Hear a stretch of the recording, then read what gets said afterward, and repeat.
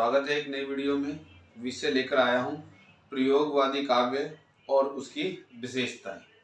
प्रयोगवाद हिंदी साहित्य के आधुनिक काल में, हिंदी साहित्य इतिहास में आधुनिक काल में प्रयोगवाद की शुरुआत 1943 से मानी जाती है। कारण था प्रयोगवाद नाम को लेकर भी बड़ी चर्चा हुई और इसकी शुरुआत को लेकर भी चर्चा हुई कि प्रथम तार सप्तक 1943 में आया। कई बच्चों के सवाल थे बहुत सारे वीडियो में कि प्रथम, द्वितीय, तृतीय और चतुर्थ कब कब प्रकाशित हुए। बहुत सारी पुस्तकों में ये गलत दिए हुए हैं, गाइडों में गलत दिए हुए हैं, लेकिन इनका सही प्रकाशन वर्ष है 1943 में प्रथम है, 51 में द्वितीय है और 1959 में तृतीय है और 1971 में चतुर्थ यानी चौथा तार सप्तक प्रकाशित है। सभी का संपादन कार्य अज्ञेय जी ने किया। यहां से शुरुआत हुई थी 1943 से। 1943 में प्रथम तार सप्तक आया। तार सप्तक जिस 7 कवियों की रचनाएं और जो संग्रहित की गई, इकट्ठी की गई, उनका संकलन करके उनका संपादन किया अज्ञेय जी ने। और जब ये संपादन हुआ तो उसके बाद इसकी भूमिका में, प्रथम तार सप्तक की भूमिका में अज्ञेय जी ने लिखा था संग्रहित कवि, जिन कवियों की रचनाएं प्रथम तार सप्तक में हैं, उन कवियों की, वो सभी ऐसे हैं जो कविता को प्रयोग का विषय मानते हैं, वो कविता के मर्म को, कविता की बारीकियों से नहीं समझते, या वो राहों के अन्वेषी हैं। ये कई सारी बातें अज्ञेय जी ने कही और जो ये बात कही प्रयोग का विषय, इस बात को लेकर ही चर्चा शुरू हो गई कि ये कवि प्रयोगवादी है। बहुत सारी पत्रिकाओं में, जैसे पाटल है, प्रतीक है, इन पत्रिकाओं में इस बात की चर्चा रही और चर्चा रहने का कारण था कि दूसरे तार सप्तक का जब संपादन हुआ 1951 में, जो है 1949 में ये कंप्लीट कर दिया था, इसका संपादन कार्य, लेकिन प्रकाशित 1951 में हुआ था। 1949 में संपादन कार्य मतलब संग्रहित कर ली थी सारी कविताएं, लेकिन इसका प्रकाशन 1951 में। ये प्रकाशन वर्ष है तीनों के तीनों, 1943 चारों के चारों, 1943, 51, 59 और 71, ये तार सप्तक के प्रकाशन वर्ष हैं।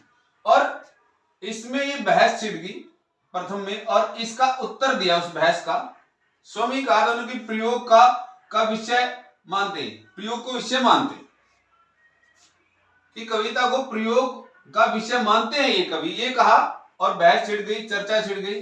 अब पत्रिकाओं में विभिन्न विद्वानों द्वारा चर्चाएं परिचर्चा हुई, प्रयोगवादी कवि कहने लगे इनको। अज्ञेय जी को ये बात ठीक नहीं लगी, तो दूसरे तार सप्तक में यानी 1951 में इसका विरोध किया, भी ये नाम नहीं है, और कहा कि प्रयोग तो हर काल में होते आए, वो चाहे भाव पक्ष को लेकर हो चाहे कला पक्ष को लेकर हो, सब प्रकार कालों में जो प्रयोग हुए हैं। लेकिन अब तीसरे तार सप्तक यहां आते 1959 तक आते आते स्वयं अज्ञेय जी ने भी इसका नई कविता नाम स्वीकार कर लिया, भाई ये तो नई कविता है। और इस बात के ऊपर मोहर लगी। डॉक्टर जगदीश गुप्त की एक पत्रिका थी जिसका नाम था नई कविता। कविता का नाम पत्रिका नाम था कि नई कविता नाम की पत्रिका थी, जो इसी से, जो इसके संपादक थे डॉक्टर जगदीश गुप्त, और पत्रिका का नाम नई कविता, यहीं से इसका नाम नई कविता स्वीकृत हो गया। अज्ञेय जी ने तीसरे तार सप्तक में कह दिया और जगदीश गुप्त जी ने अपनी पत्रिका में इसका नाम नई कविता दे दिया। पत्रिका का नाम भी नई कविता है, तो नई कविता नाम पक्का हो गया, स्वीकृत हो गया। अब आइए बात करते हैं इस युग के या इस कालखंड के जो अन्य नाम क्या दिए विभिन्न विद्वानों ने। नकेनवाद कहा गया, प्रयोगवादी कविताओं को नकेनवाद कहा गया, प्रपद्यवाद कहा गया, स्वीकृत कविता कहा गया, अस्वीकृत कविता नाम दिया गया, भूखी पीढ़ी की कविता कहा गया, ताजी कविता कहा गया, ठोस कविता कहा गया और कबीर की पीढ़ी की कविता कहा गया। ये बहुत सारे नाम दिए, लेकिन प्रयोगवाद और नई कविता में कोई अंतर नहीं है। जब हम इनको बारीकियों से देखते हैं, प्रयोगवाद शुरुआती दौर में ये नाम पड़ा और यहां तक आते, तीसरे तार सब तक आते आते इसका नाम नई कविता हो गया। नई कविता नाम, प्रयोगवाद और नई कविता एक ही समय की कविताएं हैं, ना विषय वस्तु के लिहाज से, ना ही जो है वो कलात्मकता के लिहाज से किसी प्रकार से वो अलग दिखाई नहीं पड़ती। एक ही कालखंड की कविताएं हैं। प्रारंभिक नाम प्रयोगवाद है और अंतिम दौर तक चलते चलते इसका नाम नई कविता प्रसिद्ध हो जाता है। अब आइए, प्रमुख कवि कौन कौन से हैं प्रयोगवाद या नई कविता? प्रमुख कवि, अच्छा बीच में एक बात बता रहा हूं कि नई कविता प्रयोगवाद अलग अलग नहीं, बहुत सारी जो पुस्तकों में प्रयोगवाद की प्रवृत्तियां अलग से पूछी जाती है, नई कविता की प्रवृत्तियां अलग से पूछी जाती है, दोनों ही एक ही काल की कविता हैं। सिर्फ आपने ये स्पष्ट करना होगा कि प्रयोगवाद नाम पे कैसे बहस शुरू हुई और कैसे जो है नई कविता नाम पे सहमति बनी। ये जो कहानी यहाँ बयां की गई है इसको ध्यान में रखना होगा। अब फिर चलते हैं अपने कि प्रमुख कवि कौन कौन से हैं। अज्ञेय जी हैं, गिरजा कुमार माथुर, धर्मवीर भारती, गजानन माधव मुक्तिबोध, भारतभूषण अग्रवाल, कुंवर नारायण, भवानी प्रसाद मिश्र, लक्ष्मीकांत वर्मा, नरेश मेहता आदि ये इस काल के प्रसिद्ध कवि हैं। बहुतों के नाम नहीं लिखे गए हैं और ये प्रसिद्ध कवि हैं। अब बात करते हैं नई कविता या प्रयोगवाद की प्रमुख प्रवृत्तियां या विशेषताएं। सबसे पहले है घोर अहम निष्ठा या व्यक्तिवादिता, कि इतना व्यक्तिवाद है कि ये कवि सामाजिकता से उब चुके थे, स्वयं के बारे में सोचने लगे थे और कारण था कि जो छायावाद का जो कविता थी, छायावादी जो भाषा थी, वो उनको शब्द जाल लगने लगी थी और उनके जो विषय थे प्रकृति के या मानवतावाद के या वेदना के, वो इनको रास नहीं आ रहे थे। इसीलिए ये कुछ अलग तरह की कविताएं लिखना चाहते थे। इसी वजह से इस काल के कवियों ने घोर अहमनिष्ठ व्यक्तिवाद की, यानी कि व्यक्तिवाद इतना है कि स्वयं से ऊपर उठकर इनको कुछ दिखाई ही नहीं देता, समाज में क्या हो रहा है, आपके आसपास में क्या हो रहा है, इन चीजों की तरफ इनका ध्यान ही नहीं गया है। तो इसीलिए इस काल का कवि जो है अपनी जो है व्यक्तिवाद को इस प्रकार बयां करता है कि देखिए, एक कवि की पंक्तियां हैं, साधारण नगर के एक साधारण घर में मेरा जन्म हुआ, बचपन बीता अति साधारण खान पान। कहीं समाज नजर आ रहा है, सामाजिकता नजर आ रही है? नहीं, घोर व्यक्तिवाद नजर आ रहा है। तो इन कवियों की घोर अहमनिष्ठा या व्यक्तिवाद इन कविताओं में आपको दिखाई देगा। उसके बाद है बौद्धिकता की अधिकता। कविता के 4 तत्व होते हैं, काव्य के 4 तत्व होते हैं, जिनमें बौद्धिकता भी एक तत्व है। बौद्धिकता की आवश्यकता होती है, लेकिन कोरी बौद्धिकता शब्द जाल बन के रह जाती। आपको कवि के बजाय दर्शन शास्त्री या वैज्ञानिकों की श्रेणी में ला खड़ी करती है। आप कवि की बजाय आलोचक या दार्शनिक नजर आते हैं, लेकिन इन कवियों ने जो है कल्पना तत्व की अनदेखी की है और कल्पना तत्व की अनदेखी करके बुद्धि प्रदर्शन का जो है इन कवियों ने किया है। और जब ये कविताएं लिख रहे हैं, कविता लिखते लिखते भावुकता की जगह ये दार्शनिक बने जा रहे हैं, कवि नजर नहीं आते। इसी कारण इन कवियों में जो है बौद्धिकता की अधिकता है। बहुत सारे जो विद्वानों ने, डॉक्टर नगेंद्र जैसे विद्वानों ने इनकी बौद्धिकता के ऊपर आया कि ये कवि की बजाय जो है दार्शनिक वैज्ञानिक नजर आ रहे हैं, कि कविता तो इनके अंदर नजर आ ही नहीं रहा, कि कल्पना तत्व जब तक कविता में नहीं होगा काव्य में कोमलता नहीं आएगी, वो जो है उसमें रस नजर नहीं आएगा। इसलिए कल्पना तत्व का होना अनिवार्य होता है। बुद्धि तत्व की आवश्यकता है, लेकिन इतना अधिक नहीं होना चाहिए कि अन्य जो तत्व होते हैं वो चाहे भाव तत्व हो या शैली तत्व हो, सभी जो 4 तत्व बताए हैं, भाव तत्व, कल्पना तत्व, बुद्धि तत्व, शैली तत्व, सभी को जो है समानता से जो है उनका व्यवहार करना होता है, तभी कोई कविता अच्छी बन पाती है। अब बात करते हैं नास्तिकता। इन कवियों का जो है, जैसे हम पूर्ववर्ती साहित्य से ये उबे हुए कवि हैं, या उसमें उन्होंने इनको जो है किसी प्रकार के जो है इनको संतुष्टि नहीं मिल रही पूर्ववर्ती साहित्य से, इसलिए ये कवि भावनात्मकता और आध्यात्मिकता से दूरी बनाए हुए हैं, और ईश्वर, अध्यात्म, भक्ति, श्रद्धा, आस्था, विश्वास, ये जो शब्द हैं इनके लिए रुचिकर नहीं है।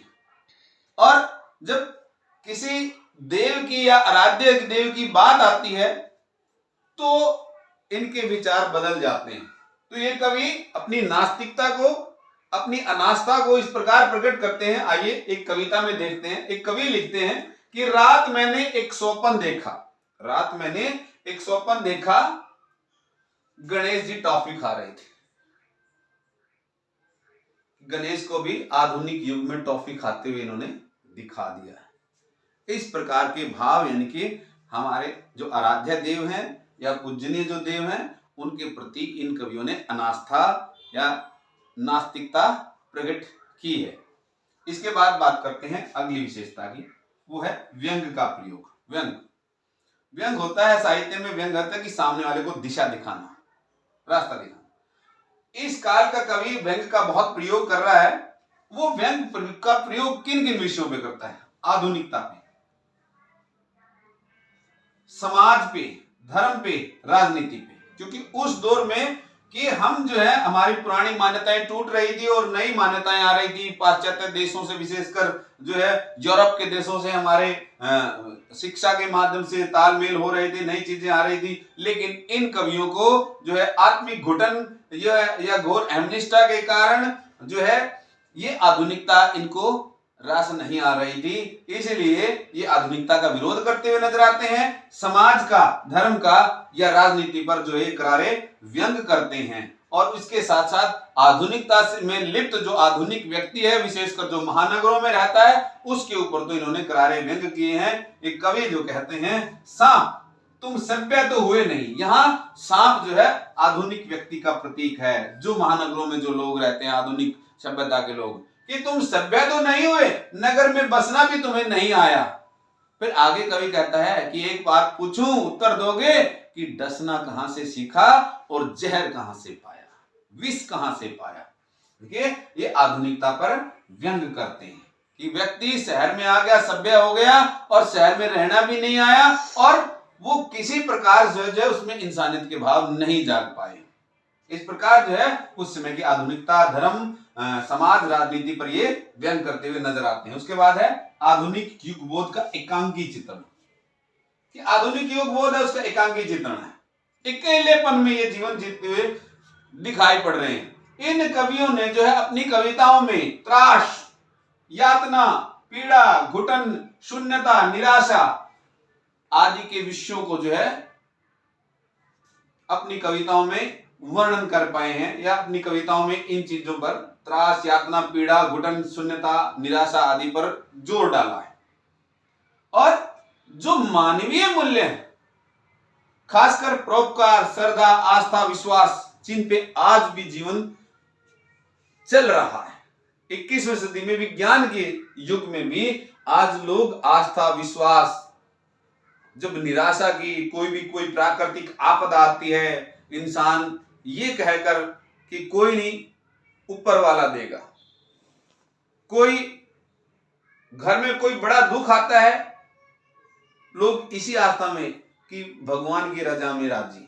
इस प्रकार की जो है लोग अपनी पीड़ाओं को, दुखों को भुला देते हैं, जिनके आधार पर जो मानवीय मूल्य कहे जा सकते हैं, आस्था, विश्वास, परोपकार, इन मूल्यों को जो है आज भी जीवन में हमारे महत्व है। लेकिन ये कवि इन सब मानवीय मूल्यों की अनदेखी करते हैं और त्रास, यातना, पीड़ा, घुटन, शून्यता, निराशा आदि का वर्णन करके अपने आप को एकांकी महसूस करते हैं, अकेलापन अपना दिखाते हुए प्रतीत होते हैं अपनी कविताओं में। इसके बाद है महत्वपूर्ण प्रबंध काव्य। इस काल में जो है प्रबंध और मुक्तक दोनों प्रकार का काव्य लिखा गया है। प्रबंध काव्यों में कुछ महत्वपूर्ण जो है प्रबंध काव्य हैं जिनकी अनदेखी इस काल में नहीं की जा सकती, जो संख्या में बहुत अधिक है। जहां मुक्तक काव्य की गिनती नहीं की, मुक्तक लिखा है लेकिन ज्यादा जो है प्रसिद्ध इस काल के जो है प्रबंध काव्य हैं। देखिए, मुक्ति प्रसंग राजकमल चौधरी का लिखा हुआ है। मुक्ति प्रसंग ये प्रबंध काव्य है, राजकमल चौधरी का लिखा हुआ है। खंड खंड पाखंड पर्व मणि मधुकर, अंधा युग कनुप्रिया, धर्मवीर भारती, चक्रव्यूह आत्मजयी कुंवर नारायण और असाध्य वीणा अंग्रेजी द्वारा लिखा हुआ है। प्रवास पर्व, संशय की एक रात, ये नरेश मेहता के जो है काव्य लिखे हुए हैं। इस प्रकार इस काल में बहुत सारे प्रबंध काव्य लिखे जो हिंदी साहित्य के इतिहास के लिए हमारे लिए एक धरोहर के रूप में है, जिनसे हम बहुत सारी जो है जीवन की बहुत सारी दशाओं को जो है समझ सकते हैं और नई दिशा प्रदान करने में वो जो है प्रबंध काव्य सक्षम है। इसके बाद बात करते हैं उपमानों की नवीनता। उपमान जिसके साथ तुलना की जाए। इस काल के कवियों ने नए उपमान बनाए। पुराने उपमान जो है जिनकी चर्चा जो है विशेषकर छायावाद युग में जो है चली थी कि जो पुराने उपमान थे वो टूट रहे थे, नए आए, लेकिन ये तो बिल्कुल उनसे भी नए उपमान लेकर आए हैं। और ये उपमान का प्रयोग एक सीमा तक तो ठीक है कि नए उपमान आए, लेकिन अधिकता जब हो जाती है तो वो जो है काव्य के साथ वो खिलवाड़ नजर आता है। और लेकिन ये कभी काव्य के साथ वो खिलवाड़ करने से भी घबराए नहीं है। वो खिलवाड़ इन्होंने किया है, यानी कि नए उपमान लेकर आए हैं। ये नए उपमान का प्रयोग करते हुए डरते हुए दिखाई नहीं पड़ते हैं। नए उपमानों का खुलकर इन कवियों ने प्रयोग किया है। देखिए, कवि ने कहा है प्यार का बल्ब फ्यूज हो गया, ऑपरेशन थिएटर सी जो हर काम करते हुए भी चुप है। अब प्यार का यहां बल्ब उपमान है कि बल्ब फ्यूज हो गया, प्यार की समाप्ति होगी उसी तरीके से। इसी प्रकार ऑपरेशन थिएटर सी, ऑपरेशन थिएटर में चुप्पी होती है। कभी अपनी पत्नी को कह रहा हो कि ऑपरेशन थिएटर सी जो हर काम करते हुए, काम कर रही है, चुप है, बात ही नहीं कर रही, इसलिए यहां थिएटर उपमान है। तो ये नए उपमान इन कवियों ने दिए हैं। उसके बाद है भाषा। इस काल के कवि ने हिंदी, अंग्रेजी, संस्कृत, फारसी व क्षेत्रीय भाषाओं को जो है खुलकर प्रयोग किया है। कारण है प्रयोगवादी कवि जो है घोर अहमनिष्ठा, बौद्धिकता, नास्तिकता, व्यंग का प्रयोग, आधुनिक बोध का प्रयोग, इस प्रकार के विषय उठाए हुए अनास्थावादी दृष्टिकोण है। तो ऐसे में भाषा इनके लिए बंधन नहीं बन, ये जो है भाषा को में बंध के चले ही नहीं। जो शब्द इन्होंने अपने भाव प्रकट करने के लिए जो जो शब्द आए, चाहे वो अंग्रेजी से है, चाहे हिंदी से है, चाहे संस्कृत से है, फारसी से है, या भारत की क्षेत्रीय बोलियों के, किसी भी बोली के हो, उन्होंने जो है खुलकर उनका प्रयोग किया है। और इन कवियों ने काव्य रूपों की चर्चा हम ऊपर कर आए हैं, उपमानों की चर्चा हम ऊपर कर आए हैं, महत्वपूर्ण प्रबंध काव्य और उपमानों की नवीनता। अब छंद रहता है। इस काल के कवि ने मुक्त छंद का खुलकर प्रयोग किया है, जो निराला जी ने इन्हें जो परंपरागत रूप से निराला जी ने इनको धरोहर के रूप में दिया था, जो तोड़ती पत्थर और भिक्षुक कविताओं में जो मुक्त छंद की जो परंपरा चली थी, तो इस काल के कवि ने मुक्त छंद का खुलकर प्रयोग किया। तो ये इस प्रकार जो है प्रयोगवाद नई कविता का एक व्याख्यान था। और उम्मीद करता हूं कि प्रयोगवाद या नई कविता से जुड़े हुए जिन जिन बच्चों के जो सवाल होंगे वो इस व्याख्यान के माध्यम से वो सारे सवाल जान पाएंगे। धन्यवाद।